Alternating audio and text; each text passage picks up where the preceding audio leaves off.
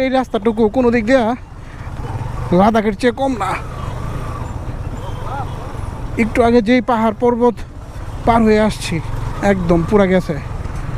যাই হোক, প্রাইভেট কারের পিছনে থাকলে সারাদিন লাগবে যাইতে, এর চেয়ে ভালো দিক দিয়ে লাফায় জায়গা। কি পরিমাণ যে লাফাইতেছি এইটা গোবরতে বোঝানো সম্ভব না।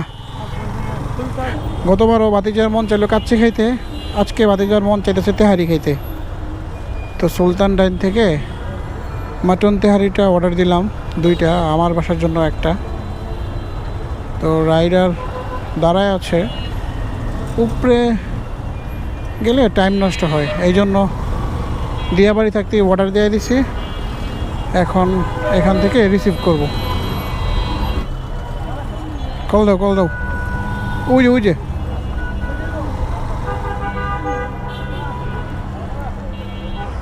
সজীব কই?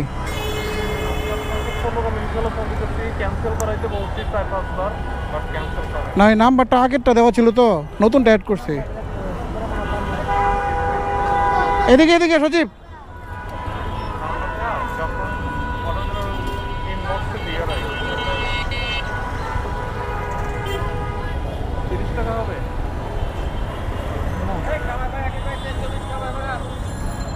নাই 30 টাকা ভাঙতে নেই।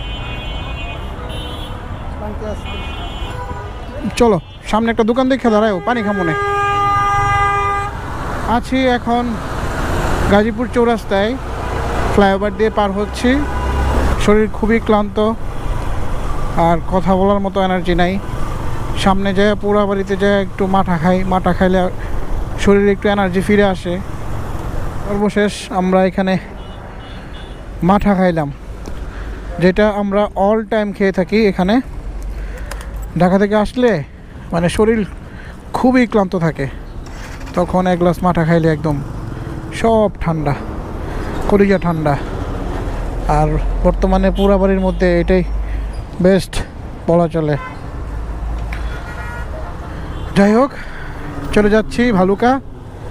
সজীবও চলে যাবে তার বাসায়, বিদায় নিয়ে নেই। সাবধানে দেও, দেখে দেও। এই যে করে কি মুরব্বি।